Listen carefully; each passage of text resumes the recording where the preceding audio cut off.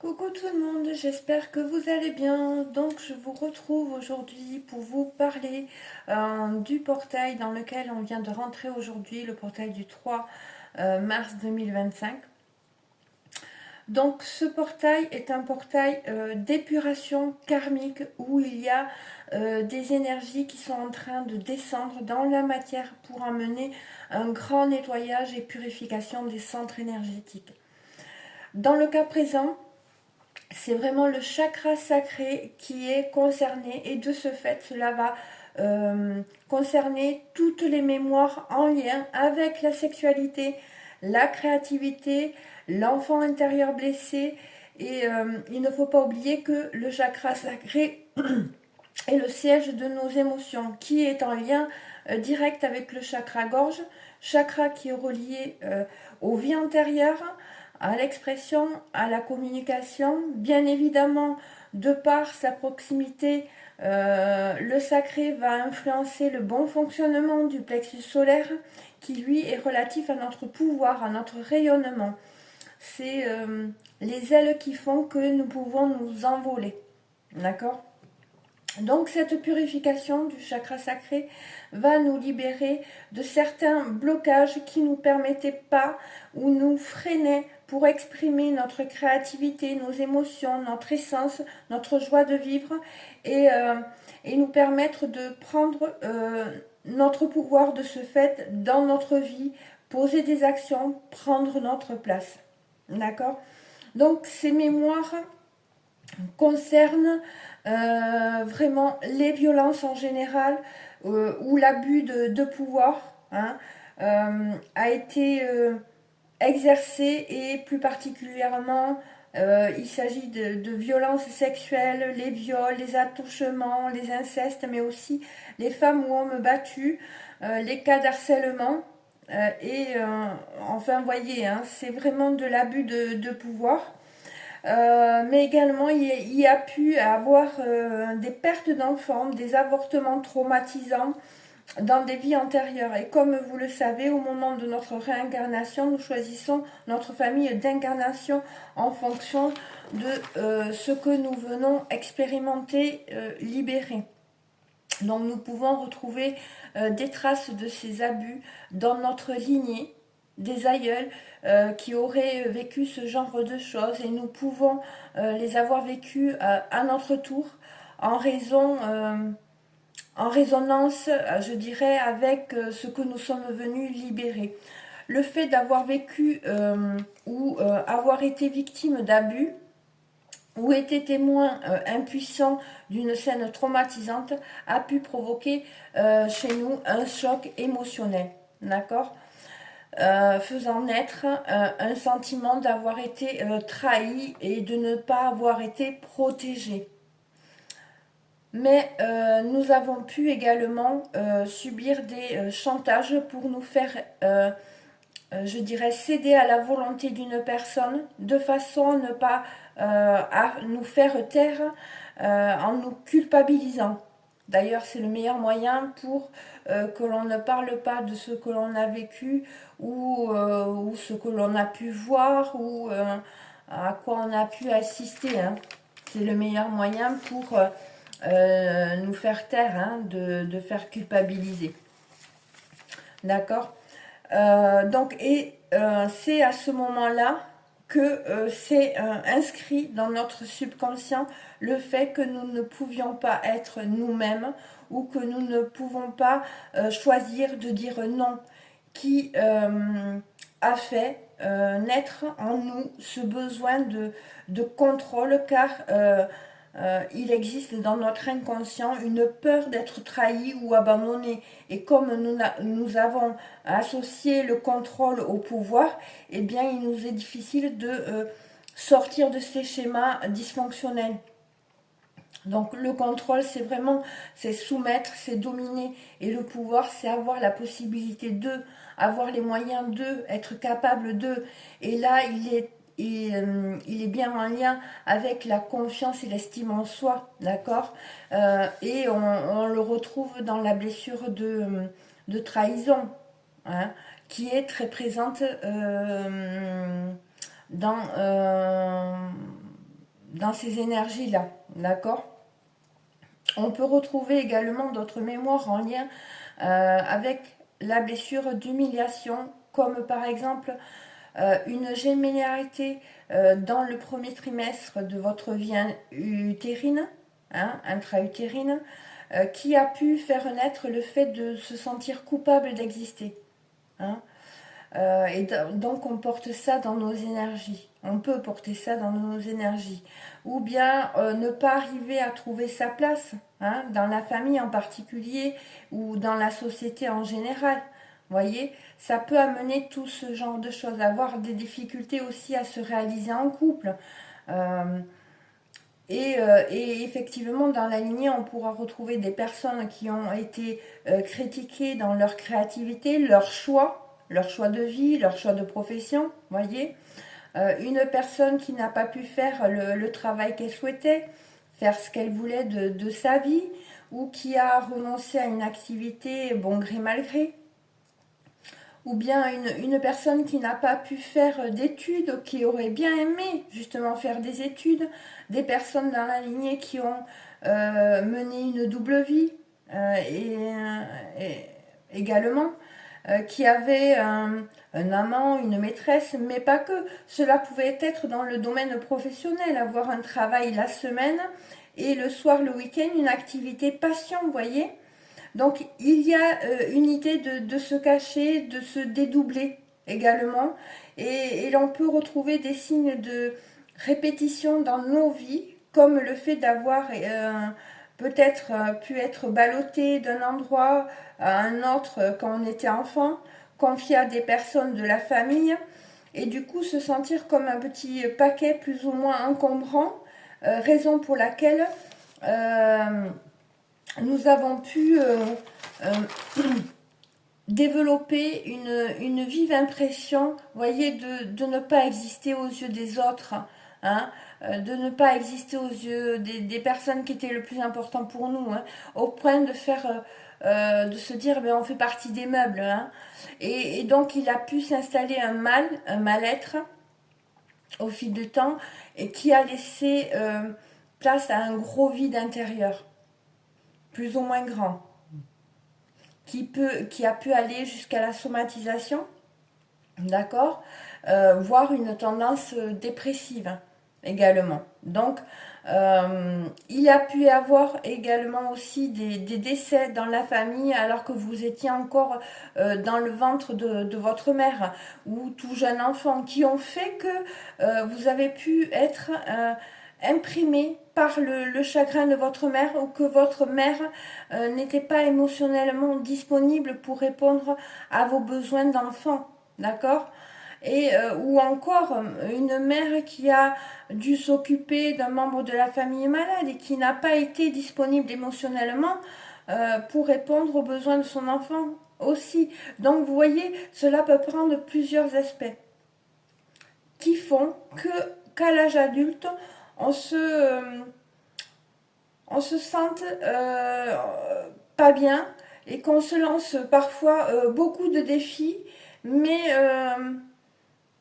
sans finir ce que l'on entreprend, vous voyez, sans arriver à aller jusqu'au bout, car intérieurement, justement, il y a ce blocage, et on se sent rarement, justement, à la hauteur de ses ambitions. Donc, il y a ce blocage qui fait que on arrête avant. D'accord? On aura plutôt une tendance à cacher, à masquer ce complexe d'infériorité par des petits mensonges, des excuses, des prétextes pour vraiment nous rassurer et passer plus pour une victime, et attirer l'attention, être intéressant, hein, de différentes façons. D'accord? On pourra attirer l'attention. Et on aura tendance également à fuir les responsabilités, quelles qu'elles soient. Et on pourra également être victime d'harcèlement au travail dans cette vie, d'accord, qui pourront vous alarmer, vous dire, ah, là, il y a quelque chose à creuser, d'accord.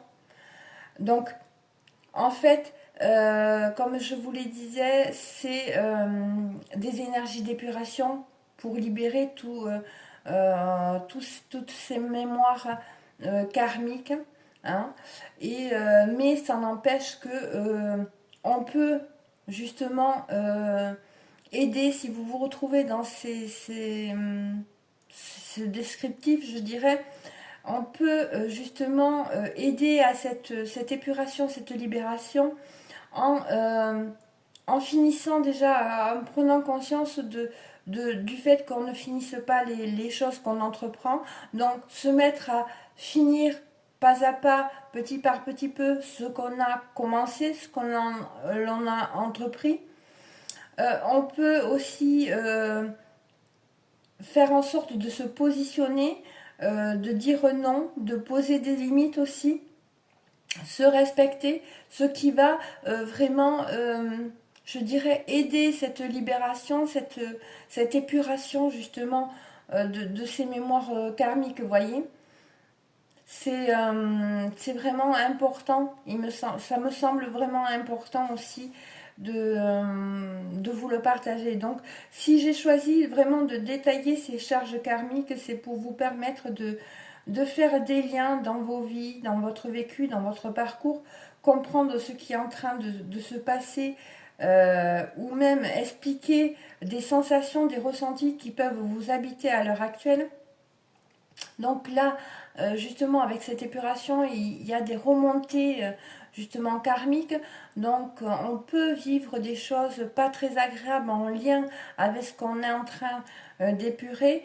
Et puis il peut y avoir des peurs de perdre qui peuvent remonter, des peurs de ne pas réussir, de pas avoir, de ne pas arriver à voir le bout de ce qu'on a entrepris, vous voyez. On peut avoir du mal à se concentrer, des maux de tête, des maux de ventre, des maux de gorge, des baisses de tension, des vertiges, des pertes d'équilibre, une très grosse fatigue. Parce que là, les énergies, elles sont relativement puissantes. Hein. Et donc, ça me semblait très important de vous partager, tout du moins, cette partie qui va concerner vraiment le côté karmique. Point de vue énergétique, je dirais que ce portail, il est vraiment associé à l'élément R, à l'esprit, à l'intellect, qui symbolise vraiment la recherche de liberté, avec ce besoin d'incarner en profondeur et de comprendre vraiment, d'avoir une compréhension au-delà des apparences, voyez. C'est une énergie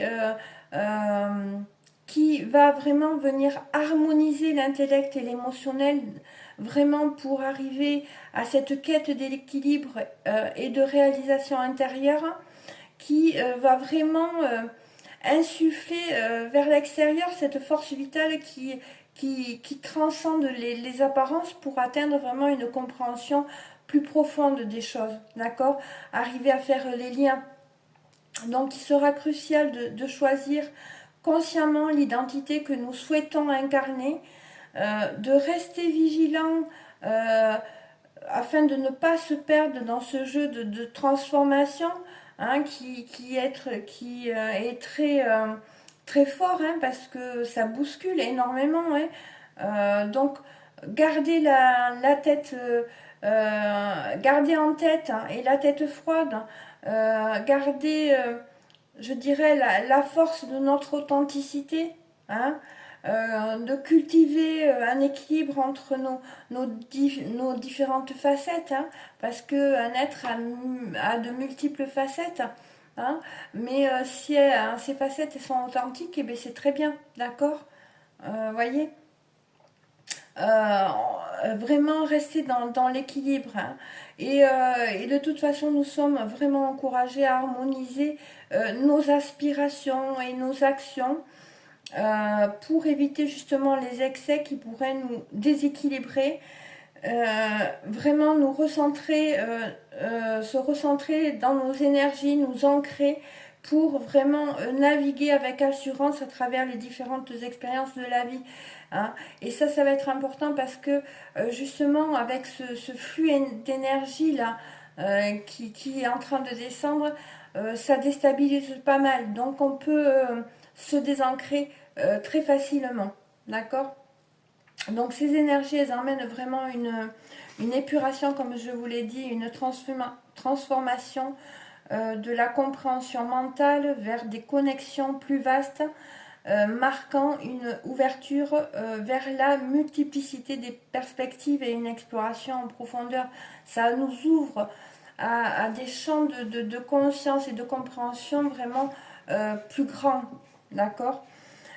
Et ce passage va vraiment insuffler un désir justement d'élargir nos perspectives intellectuelles euh, tout en maintenant des bases solides, hein.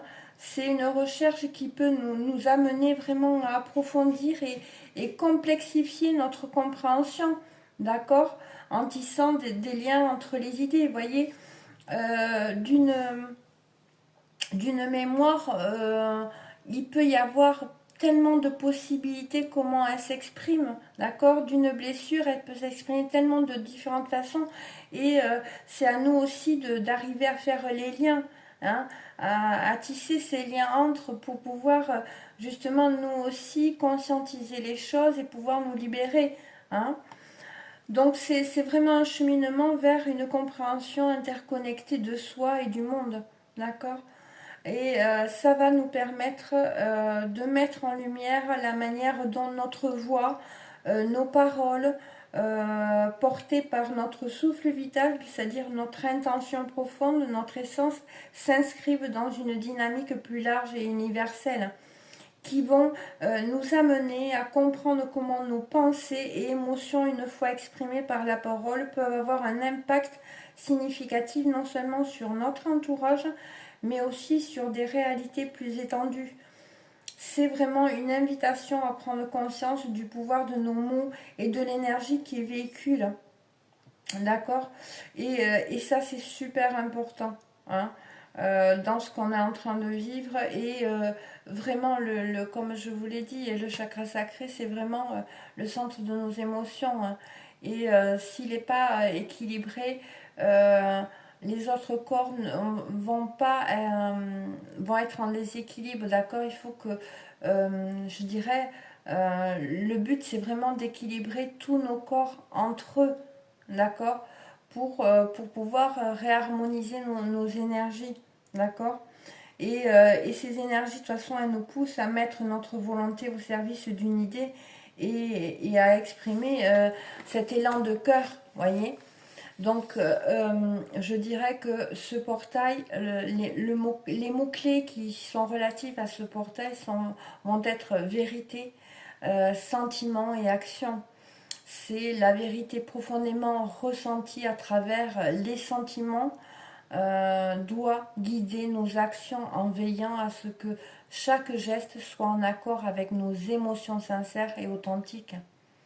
Donc il nous est conseillé de s'assurer que nos actions reflètent la vérité de nos sentiments, une invitation à agir avec intégrité en s'appuyant sur une connexion honnête entre ce que l'on ressent et ce que l'on fait.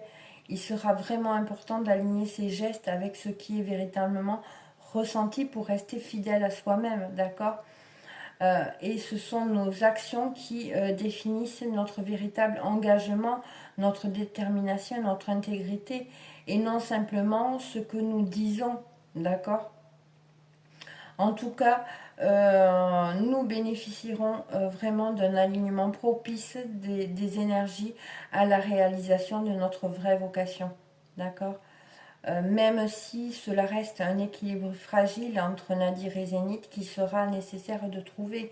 Parce que comme je vous l'ai dit, là, les énergies sont très fortes, hein, et elles viennent vraiment désincruster des énergies en nous qui étaient cristallisées et qui étaient porteuses justement de ces mémoires. C'est pour ça que je vous ai parlé de ces mémoires karmiques en première intention dans la vidéo, parce que c'était vraiment pour moi important de vous expliquer ça, de comprendre, que vous compreniez ce fonctionnement quand il y a des portails.